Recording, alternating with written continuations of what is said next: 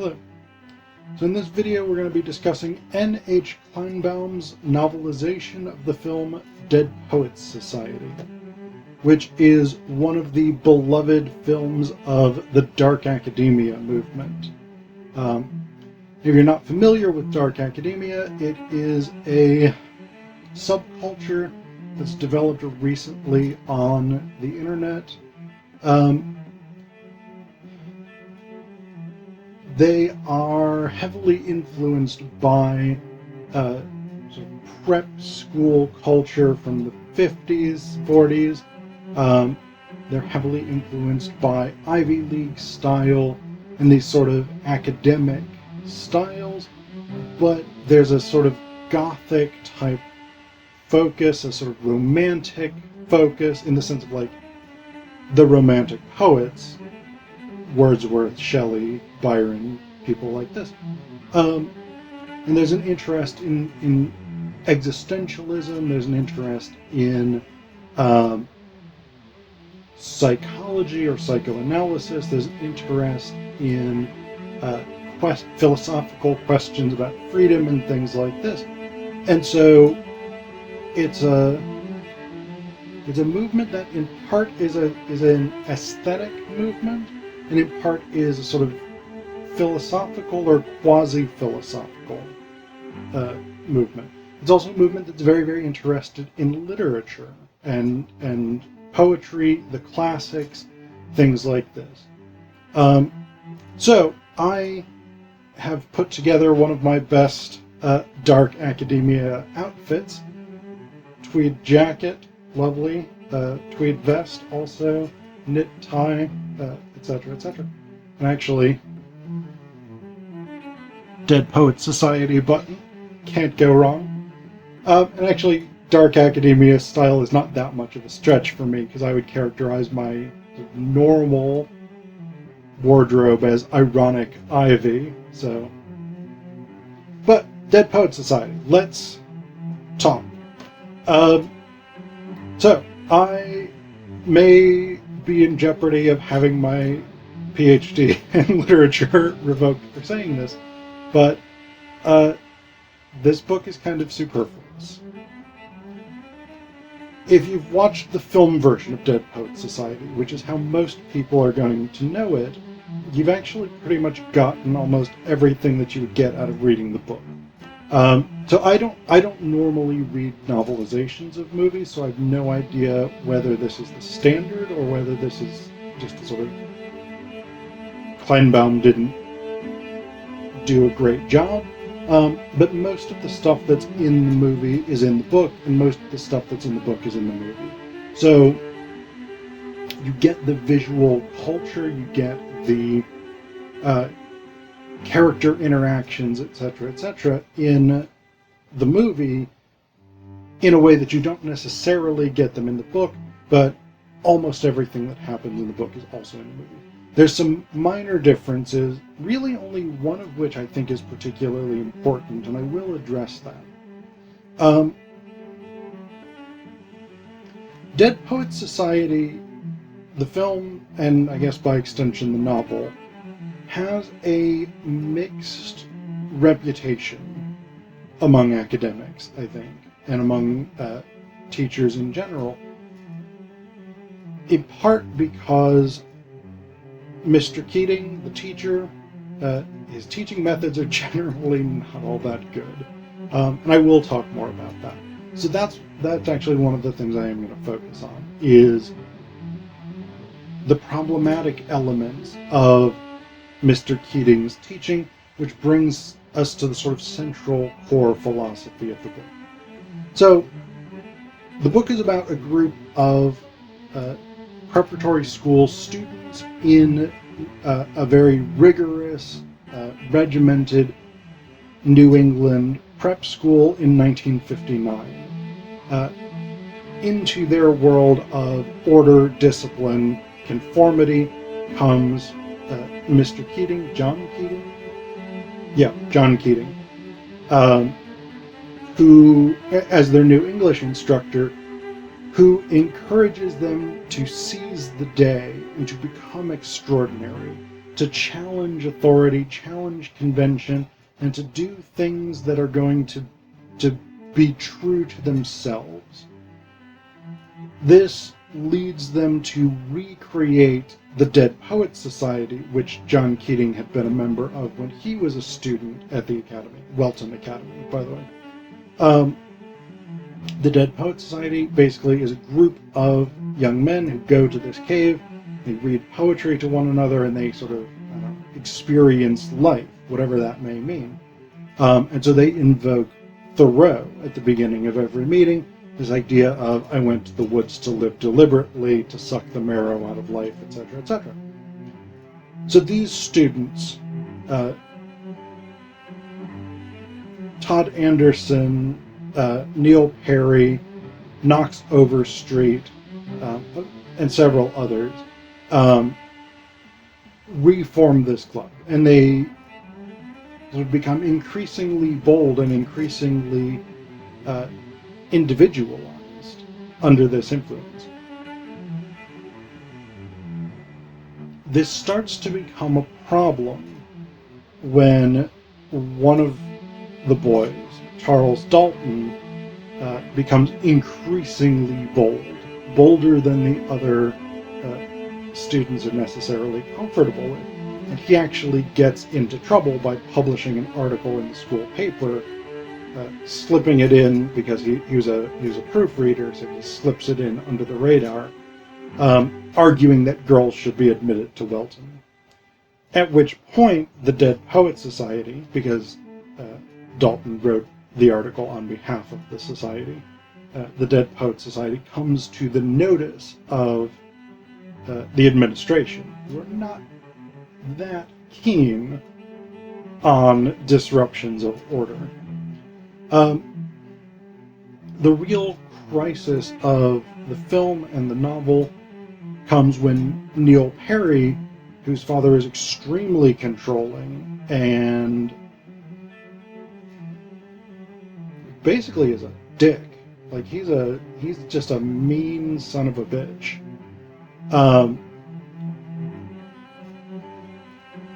Neil decides that what he really wants to do in life is to act, and so he gets a part in a local production of A Midsummer Night's Dream. He gets to play Puck.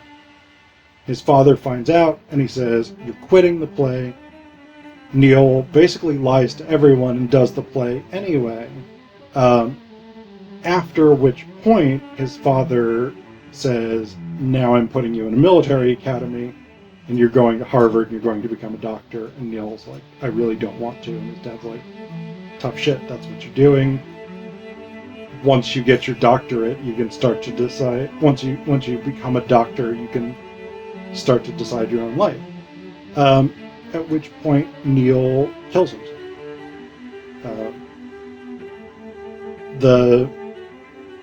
The investigation that the school does into what happens basically pins the whole thing on Keating. The students who are in the Dead Poets Society are more or less forced to sign affidavits claiming that he put them up to the whole thing, and so Keating loses his job. Then there's the great final scene where, so earlier in the novel and film, Keating had tried to teach them a lesson about getting different perspectives by standing up on his desk. In the last moments, as Keating is leaving the classroom for the final time, having gotten his last personal belongings, the character Todd Anderson, who is cripplingly shy throughout the film and the novel, stands up on his desk and refuses to get down as a tribute to Mr. Keating, and the other students, a bunch of the other students, stand up on their desk as well. So that's the plot line. Now, one of the central concerns of the novel is obviously this question of conformity versus rebellion, obedience versus being true to oneself, and, as is so often the case in young adult literature, the conflict of youth versus adults, youth versus the power structure. So this is really central to both the novel and the film. We get this throughout.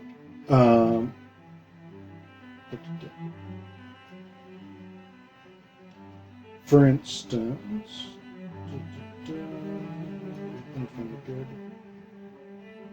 okay, yeah. So there's a famous scene from the movie, which actually kind of gets diminished a little bit in the book. But Keating has the boys outside, and he has a group of them start to walk around the courtyard, and they very quickly fall in step with one another. They start basically marching, and Keating draws their attention to this. And the other boys start sort of clapping along with the rhythm of their marching. And so Keating uses it as an object lesson in conformity, and he tells them, "Lads, there's a great need in all of us to be accepted, but you must trust what is unique or different about yourself, even if it is odd or unpopular." So this is his sort of central philosophy, is this idea that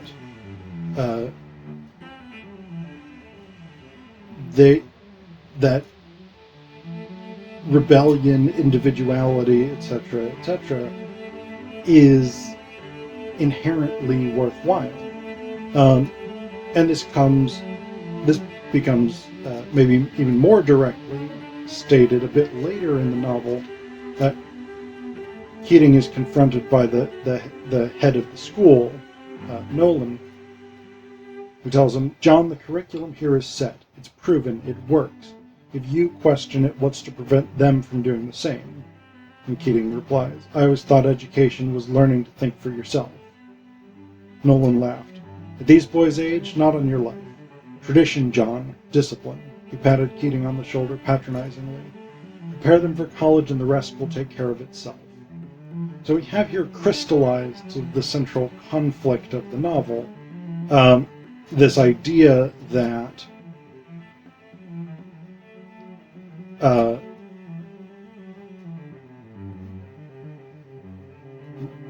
this sort of agonistic struggle between conformity, duty, discipline versus freedom, individuality, liberty, etc., etc. And of course, that's somewhat of a problem in practice, because as Neil Perry, for instance, finds out when his father is furious with him disobeying, there are, in fact, consequences for choosing to go your own way. And that's actually one of the big problems with Keating's approach to teaching, is he has this carpe diem approach. He has this freedom, liberty, do what you want approach, and yet the problem with that is that he expects them to balance that with a judicious conformity. So, for instance, after Charlie Dalton gets in trouble for publishing the article, and then for a sort of disruptive prank,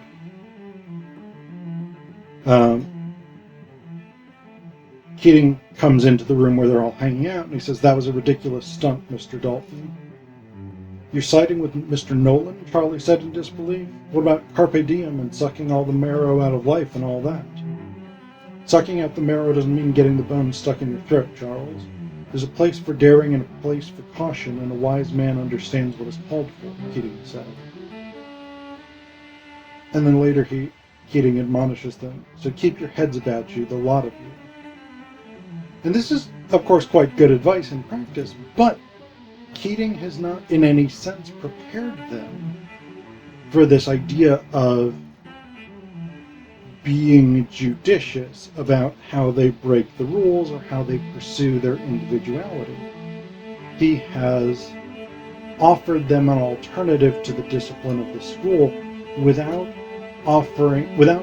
without equipping them to make the decisions that they need to make to use that freedom and that alternative correctly or effectively.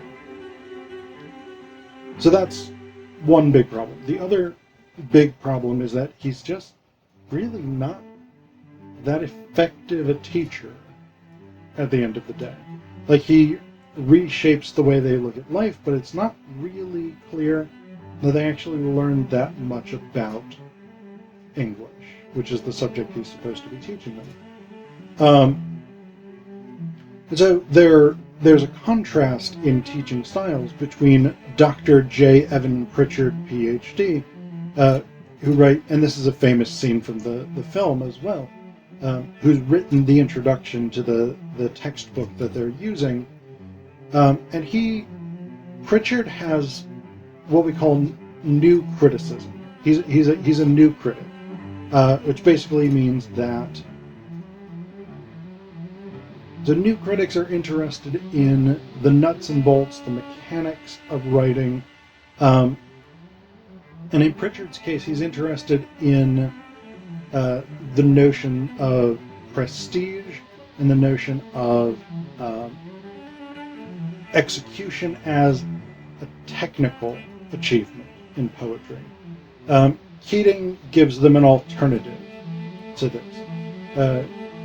He says, "One reads poetry because he is a member of the human race, and the human race is filled with passion. Medicine, law, banking, these are necessary to sustain life. But poetry, romance, love, beauty, these are what we stay alive for." So Keating introduces to them this alternative approach wherein poetry is experienced for its own sake, its own sort of joy, which is not necessarily bad, but it's also not, it's not a poetry education.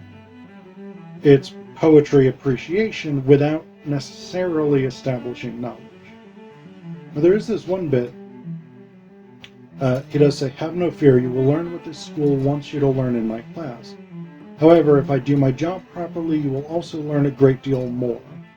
For example, you will learn to savor language and words, because no matter what anyone tells you, words and ideas have the power to change the world."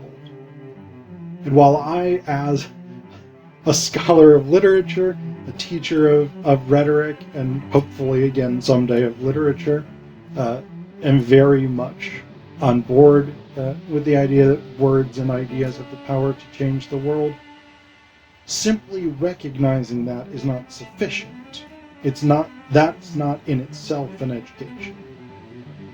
There are hints in the novel that aren't in the film that he actually does teach them something. Like, at the end of this chapter, he says, "Let's open our texts to page 60 and learn about Wordsworth's notion of romanticism." So there is that sense that he's teaching them some, but we get almost none of it. Now, the last thing I do want to say about the novel is actually the one place where I think the novel interestingly and importantly differs from the film, and that's almost at the end. All of the after Neil Perry kills himself, all of the boys who are part of the Dead Poets Society are brought in and basically forced to sign these statements blaming John Keating for the whole thing. In the film, Todd Anderson signs. In the book, he doesn't, which I think is a really interesting difference. Todd says, "No, I won't sign it."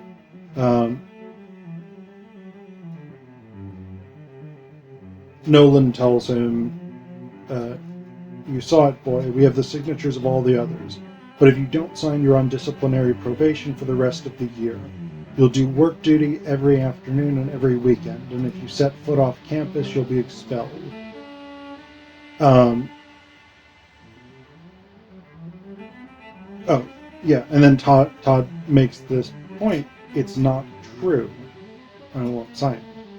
And that's actually, I think, the really interesting thing, is that in this version, Todd Anderson stands up and accepts that punishment, whereas in the film, he doesn't.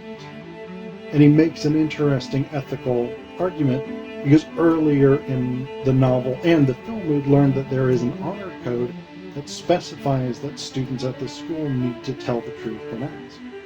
And so in his assertion that refusing to sign is telling the truth, Todd Anderson actually makes an interesting ethical appeal to the very honor code that he's bound by as a student of this school, which the administration is asking him to break in order to achieve their objective of firing John Keating, because he challenges the traditional system of the school.